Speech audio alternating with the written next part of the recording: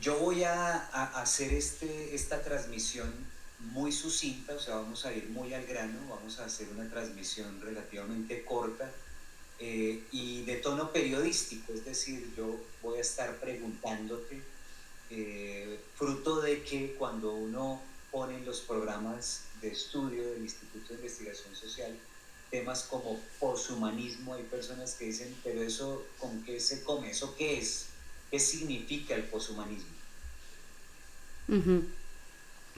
Bueno, muchas gracias por la pregunta, Samuel. Honestamente, creo que lo iremos abordando durante la charla, pero la primera impresión, y un poco como recién lo comentabas, cuando uno habla de posthumanismo, da hasta un poco la sensación como de distopía, ¿no? Digamos, de algo como futuro, digamos, de algo que a lo mejor puede suceder o no puede suceder.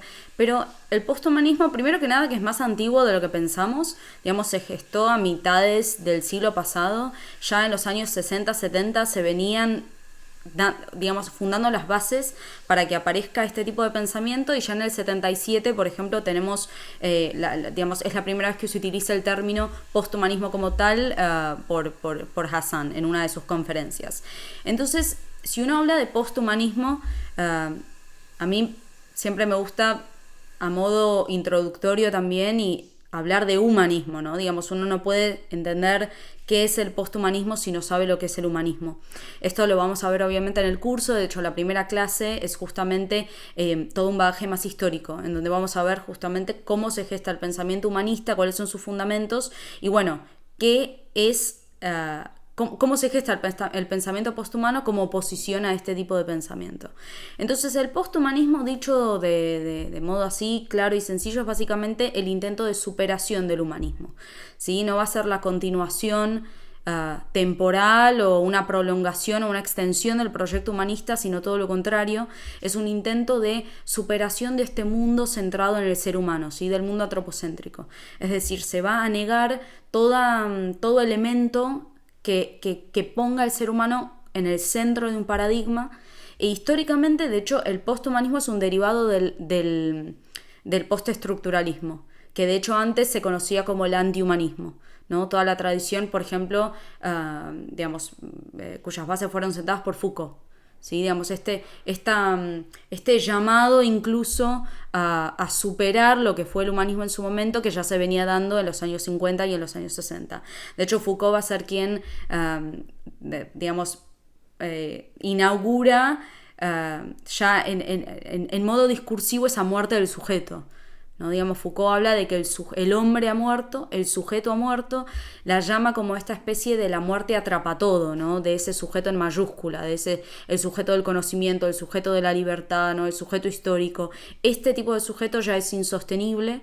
Entonces empezamos a gestar, digamos, toda una época, que de esto si te parece podemos hablar, pero no es casualidad que el posthumanismo surja en ese momento en particular. Y de hecho va a ser un pensamiento que está como en esa encrucijada entre la filosofía, las humanidades, la tecnología, ¿sí? Los fenómenos culturales. Y de hecho funciona como una suerte de sombrilla, podríamos decir, para otro tipo de movimientos, porque este intento de superación de un mundo centrado en el ser humano es de alguna forma funcional a lo que son, por ejemplo, los discursos feministas de la tercera oleada, o funcional a lo que son los ecologismos, los postcolonialismos. Son todos movimientos que de hecho surgen también en la misma época, pero van a promover y van a buscar este intento de descentrar a ese ser humano que ellos ven como el ser humano blanco, europeo, heterosexual, ¿no? Como esta construcción del siglo XVIII, si se quiere. Así que, bueno, en este contexto surge, digamos, el pensamiento posthumano. Entonces es más real y más, digamos, más contemporáneo de lo que pareciera, ¿sí? De hecho, es un pensamiento que en realidad atraviesa y está en el fundamento de otros pensamientos y de otros movimientos que son más conocidos, ¿sí? ¿Cómo se concretiza ese poshumanismo? Es decir, esas ideas en la práctica, ¿cómo las ves tangibles? Ujú. Bueno, antes que nada, el posthumanismo, digamos, hay varias vetas, porque hay vetas que van a manejar el lado más filosófico, por ejemplo. Hay otras vetas que van a ir más hacia lo tecnológico, digamos. Hay una rama del posthumanismo, por ejemplo, que de hecho desemboca existe un movimiento que busca la extinción voluntaria del ser humano, por ejemplo, ¿no? Dice, bueno, todos los desastres naturales que tenemos en el planeta son a causa del ser humano, entonces nosotros como especie tenemos que desaparecer, por ejemplo, ¿sí? Digamos, hay una rama que va a buscar este camino. Hay otra rama Parecido que, al ambientalismo que cree que somos unos bichos que estamos acabando con el planeta y que hay que desaparecerlos. claro, totalmente. De hecho, lo pueden buscar, se llama Human Voluntarily Extinction Movement. O sea, existe, tiene su página de Wikipedia y realmente, bueno, es un grupo de gente que realmente se ve inspirada por este tipo de pensamiento. Después hay otra beta que va a ir más hacia el lado de el transhumanismo, perdón, digamos, hacia el lado más tecnológico y va a buscar, por ejemplo, esta fusión con la tecnología y esta posibilidad de concebir al ser humano ya como un ente híbrido que surge como fusión entre el ser humano y la máquina, ¿no? Y alcanzaría este estado como de singularidad tecnológica, por ejemplo. Después hay otra parte que se llama, de hecho, posthumanismo crítico, por ejemplo, que son más los que manejan la parte filosófica. Por ejemplo, Rossi Braidotti, etcétera. Son toda una serie de pensadores que van a buscar la superación de este paradigma, van a buscar el fin del mundo centrado en el hombre, dicen ellos, ¿no? Y esto claramente se ve en el nuevo modo de comprensión del mundo que ellos proponen.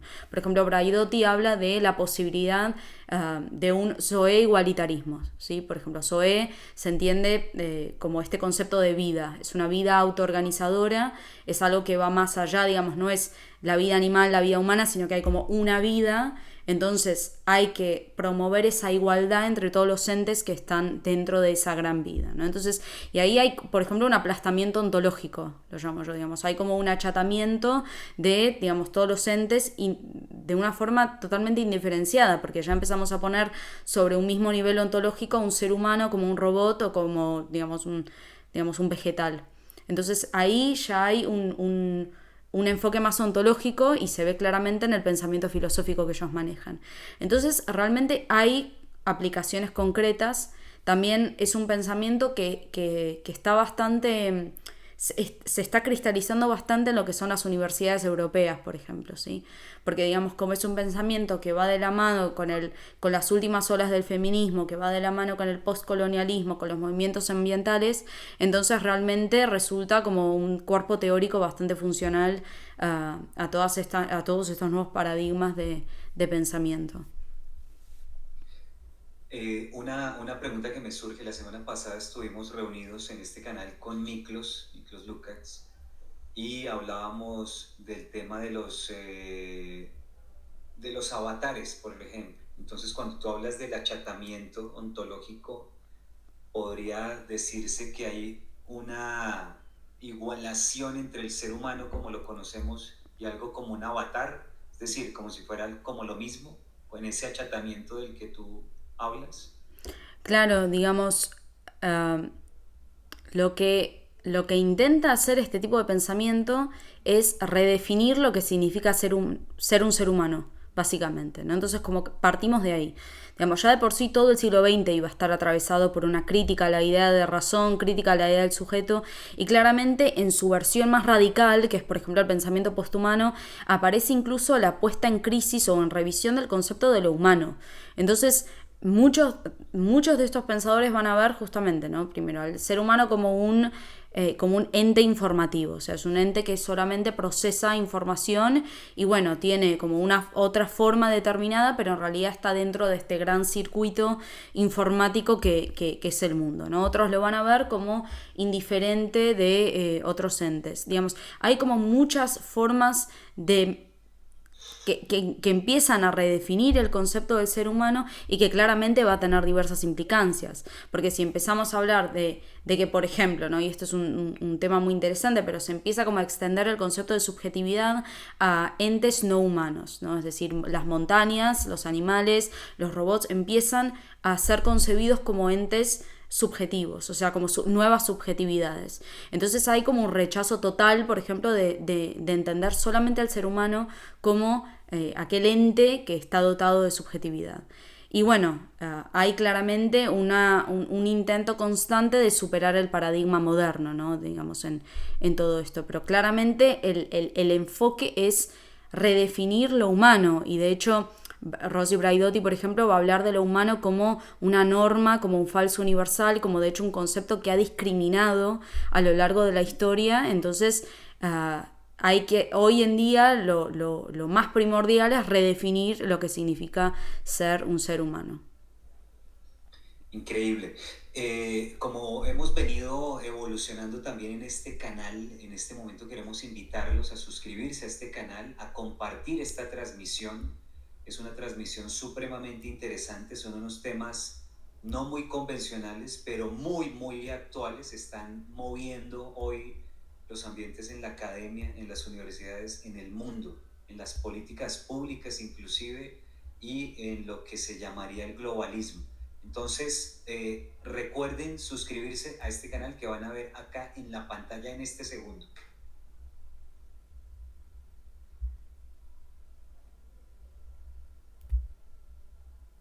Nosotros nos hemos propuesto en este 2023, Mane, dar este combate con todas las herramientas que la contraparte lo hace. Entonces, por eso invitamos a la gente a suscribirse y a compartir esta transmisión. ¿Cómo le llega algo como el poshumanismo a un padre de familia, a un muchachito que va al colegio, a un joven que va a la universidad? ¿Por dónde se bifurcan estas ideas y tocan las realidades del día a día del ciudadano de a pie? Ujú. Bueno, honestamente es un poco como mencionabas, ¿no? Ya de por sí el concepto suena como algo distante, como algo que no tiene que ver con nuestra cotidianidad, pero esto se da, digamos, incluso en el día a día y, bueno, el primer ejemplo que se me viene, por ejemplo, a la cabeza en este momento es la interacción que tenemos, por ejemplo, con las pantallas. Digamos, cuando uno deja de concebir al ser humano como un ser humano, ¿no? Que ya está dotado de una cierta dignidad, de un cierto concepto de naturaleza humana que lo protege de alguna forma, ¿no? Y empieza a concebirlo como información, por ejemplo, ¿no? Porque hay, por ejemplo, toda una línea de pensamientos, de pensadores posthumanistas que van a concebir al ser humano desde la teoría de los sistemas y desde la teoría de la información. Entonces ya no hay un ser humano, por así decirlo, protegido por esa capa, ¿no? de la dignidad humana o de la esencia humana, sino que hay un ente informativo, ¿no? Un ente, digamos, un paquete de información, como podría ser una máquina o cualquier otra entidad.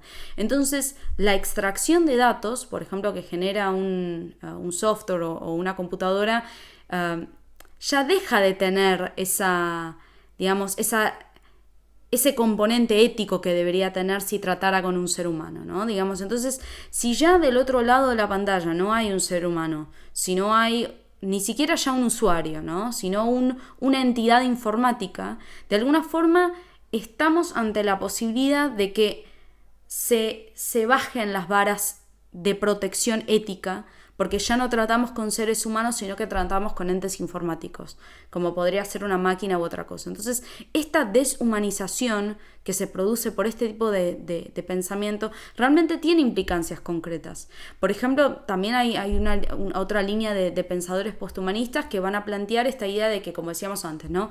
Soy igualitarismo, hay una única vida, ¿no? Y de hecho, por ejemplo, Rosy Braidotti, que digamos la nombramos mucho, pero porque es aquella que escribe casi como este manifiesto posthumanista, ¿no? Y claramente dialoga con diversos autores también, incluso en sus obras. Ella va a decir, por ejemplo, que el yo, o sea, el yo de una persona es un hábito, ¿sí? Que no hay tal cosa como un yo, y que la vida que está en nosotros no nos pertenece. Digamos, dice, la vida que está en mí no pertenece a mi nombre, no responde a mi nombre, el yo es algo transitorio. Entonces imaginemos el uso político que podría haber de este tipo de afirmación, ¿no? Digamos, si mi vida ya no me pertenece, no responde a mi yo, a lo mejor viene otro y se hace cargo, ¿no? De este yo, es decir, si tu vida no te pertenece, bueno, ¿no? Entonces, realmente El Estado, por ejemplo. totalmente, totalmente. Entonces yo creo que este tipo de políticas tienen implicancias muchas veces digamos, de forma consciente, muchas veces no, pero realmente uno puede extraer ciertas conclusiones y ciertas implicancias de este modo de pensar.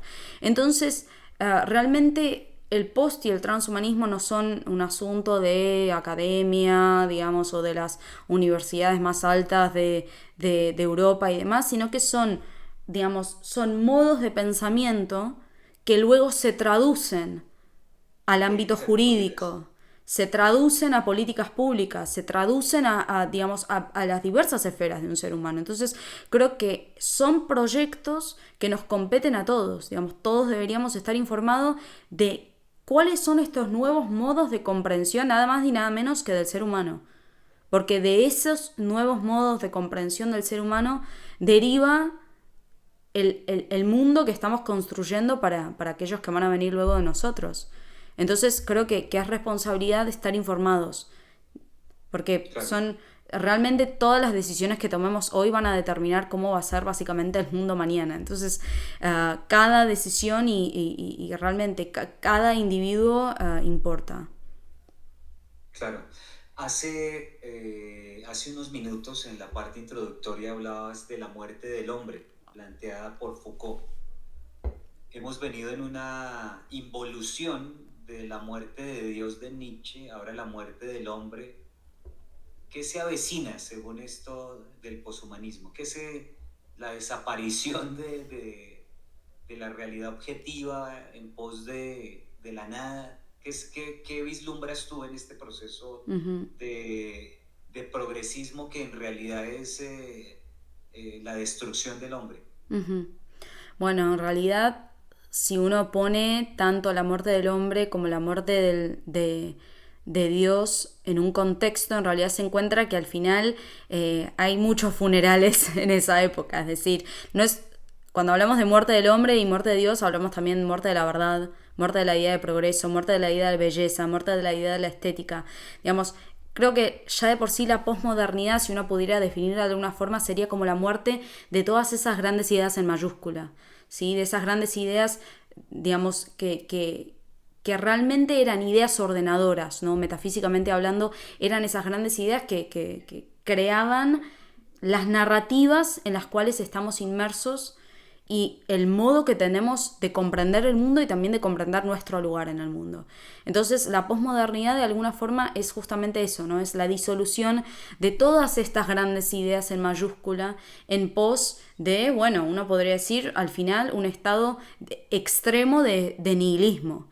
Porque al final, ¿qué queda cuando se van esas grandes ideas ordenadoras, ¿no? Entonces creo que un poco uno cuando pone estos eventos en contexto puede ver como la gran imagen al final, ¿no? No es este pequeño evento o este desarrollo tecnológico o esta idea filosófica, sino que cuando uno toma un paso atrás y ve como el panorama de la época, ve que la posmodernidad es una época de muerte, de todas esas grandes mayúsculas y claramente de crisis de sentido, ¿no? Cuando se habla de posmodernidad se habla siempre de crisis, de una época de crisis de sentido. Y uno podría decir, bueno, ¿y el sentido de dónde proviene? ¿No? Proviene de un ser humano siempre, proviene de una mente. Entonces, si hablamos de una época de crisis de sentido, intrínsecamente hablamos de una época de crisis de ser humano. Totalmente. Es muy interesante el tema. Hablamos de la muerte de Dios, la muerte del hombre, tú hablas de la muerte de la verdad, la muerte de la estética. ¿Cómo contrarrestar estas ideas? ¿Cómo se contrarresta esto? Uh-huh. Bueno, ya de por sí, yo desde mi perspectiva, digamos, filosófica hacia el desarrollo de los acontecimientos, yo creo que la realidad, o por lo menos cómo se gesta el desarrollo histórico, siempre tiene un aspecto dialéctico. Es decir, de la misma forma que se están gestando estos pensamientos y que estamos viviendo esta realidad, ya se están gestando también la contrarrestación a este tipo de pensamiento. Que hoy en día estemos vos y yo discutiendo sobre estos asuntos es porque se gesta ese pensamiento que el día de mañana se puede consolidar en algo todavía más grande y pueda revertir un paradigma. Digamos, si hay algo, una constante que no ha cambiado en la historia de la humanidad, es eso. A veces tarda 50 años, a veces tarda 500, pero un paradigma siempre puede ser revertido y en realidad todo empieza en las ideas. Todo empieza, ¿por qué no?, pero en la filosofía, ¿no? Porque trata con el pensamiento, es ese motor que mueve los procesos sociales y creo que hoy en día que estemos realizando, por ejemplo, este curso o en general esta actividad de no solamente de resistencia, a mí me gusta llamarla como de inmunidad del pensamiento, ¿no? Es decir, hay como una inmunidad biológica que uno tiene, pero hay también una inmunidad intelectual, una inmunidad del pensamiento. Y creo que ya de por sí tratar estos temas, pensar estos temas y buscar, obviamente, el componente práctico para poder aplicarlas, me parece que ya es un buen comienzo. Súper. Recuerden, en este 2023 vamos a darle mucho impulso a la inscripción de personas a este canal, la suscripción. Suscríbanse ya a este canal, Samuel Ángel. Compártanlo en sus redes. Conozcan a Mani Tatulian. Mucha gente la conoce, mucha no la conoce. Entonces, hagamos que la conozcan. Tiene un contenido muy importante. Ella será profesora de uno de los módulos del diplomado Transformando Realidades. Aquí les dejamos esta imagen. Diríjanse a este canal y suscríbanse ya.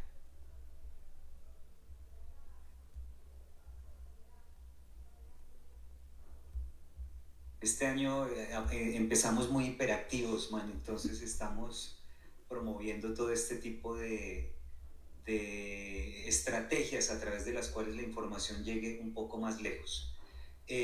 Tú tienes unos libros, yo quisiera que tú nos comentaras porque no sé si tú sabes, el Instituto de Investigación Social tiene una librería, nos han preguntado por los libros, yo dije voy a aprovechar, hablo con Mani en la transmisión, que nos cuente sobre los libros y ver si eso es posible que lo conozca la gente en Colombia y de Colombia pues a todos los países en los cuales tenemos influencia. ¿Qué libros son los tuyos?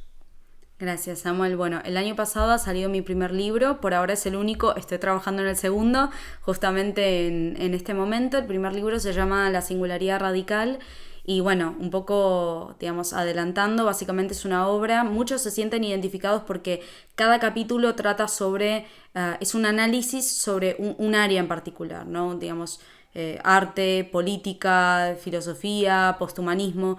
Es un análisis de nuestra época, un análisis, una radiografía, digamos, crítica de nuestra época, pero que al final termina con esto que me preguntabas, ¿no? Termina como con un giro optimista que tiene que ver con esa singularidad radical del pensamiento. Digamos, en toda época en donde, digamos, reina esta positividad, esta violencia de la transparencia, este terrorismo del pensamiento único, siempre hay una oportunidad para revertir esa situación porque la dialéctica sella como ese giro reversible, ¿no? Y el pensamiento es dialéctico en realidad. El pensamiento humano siempre puede llevar a una nueva forma, siempre puede pensar algo diferente, siempre lanza un golpe de dados, decía Mallarmé. Entonces me parece que en todo este paradigma que muchas veces parece, digamos, si uno se sumerge solamente en el aspecto catastrófico, incluso quizás termine en un pesimismo. Pero en realidad hay ahí algo oculto, siempre hay como una posibilidad, siempre hay una oportunidad para poder revertir el estado de las cosas. Entonces, bueno, un poco el libro viene como a traer este otro giro, ¿sí? Esta otra vuelta, y de hecho muchos terminaron con una nota, con esa nota optimista, ¿no? Decir, bueno, pensaba que estaba todo como perdido, pero bueno, leyendo sobre todo el último capítulo, ahora tengo otra perspectiva sobre las cosas y al final es un poco eso, ¿no? En toda esta situación también ver una chispa de posibilidad y una chispa de optimismo. Y esa chispa de optimismo se puede saber en qué consiste dentro del libro. Uh-huh. Justamente tiene que ver con el pensamiento humano, tiene que ver con esa singularidad radical que es el pensamiento humano. Digamos, si hay algo que se escapa incluso a la posibilidad de replicación de la inteligencia artificial, digamos, a la mente humana, es esa capacidad dialéctica, digamos, es esa capacidad de que nuestro pensamiento tiene una cualidad negativa que hace que constantemente esté creando formas nuevas. Siempre hay una posibilidad de que el pensamiento haga algo más, ¿no? Hay como ese rasgo negativo es justamente la base de su libertad. Digamos, uno puede pensar durante todo un día que va a hacer algo, ¿no? Pero en el último segundo puede cambiar de opinión, ¿no? Ese lugar para revertir la situación ese espacio recóndito de libertad, creo que es en donde hoy en día nos tenemos que enfocar, que aunque tendemos hacia una época como han sido muchas épocas también en el pasado, que tiende a esta homogeneización, ¿no? A este dominio de la inteligencia artificial, a esta colonización del pensamiento único, siempre hay lugar para revertir esa situación. Y creo que eso es algo que no hay que perder en mente, porque al fin y al cabo todos tenemos esa herramienta, y esa herramienta es el pensamiento. Digamos, si hay algo que realmente nos ha sido dado a todos nosotros es el pensamiento. Entonces creo que es una herramienta que nos ha sido dada a priori y que muchas veces nos olvidamos, ¿no? La damos por sentada. Pero en realidad ahí es donde se gestan todos los cambios, ahí es donde se gesta la creatividad y por ende todo tipo de transformación. Me parece increíble porque es hablar de algo tan grande como la libertad que se viene perdiendo y que mucha gente no se da cuenta que la está perdiendo. Entonces, bueno, hablaremos contigo a ver cómo se puede hacer para tener el libro en Colombia, sobre todo en el contexto, porque me imagino que está en ese contexto de temas como el poshumanismo precisamente, ¿no? Es decir, cuando hablas de estos temas me imagino que son en este contexto tan vanguardista, por decirlo así, de la realidad humana y de las tendencias que nos están acaparando. Sí, sí, totalmente. De hecho, digamos, hay, por ejemplo, uno o dos capítulos que van a tratar el tema más tecnológico, que van a tratar el tema del posthumanismo, y luego hay un capítulo de estética, hay un capítulo de política, hay un capítulo más de cuestiones culturales, de posmodernidad, digamos, es como una radiografía sistemática de la época en la que vivimos, porque claramente uno no puede pensar el futuro si no entiende dónde está. ¿Sí? Si no entiende cuál es el contexto en el que vivimos, porque al fin y al cabo uno siempre es hijo de su tiempo, ¿no? Entonces, para poder realmente entender y pensar el mundo futuro, uno también tiene que entender el mundo en el que se encuentra. Totalmente, claro. La profesora Mani Tatulian estará en el diplomado Transformando Realidades. Este diplomado comienza en su totalidad, digamos, en las primeras clases con los primeros módulos, el próximo 21 de enero. Ya estamos a muy poquitos días. Ustedes pueden inscribirse desde cualquier lugar del planeta comunicándose a ese teléfono que está en la pantalla o a esa página que está atravesando ahí por la pantalla en la parte de abajo, socialinvestigation.org, o al teléfono más 57, que es el indicativo de Colombia, más 57 312-726-8443, 312-726-8443, y en la página socialinvestigation.org.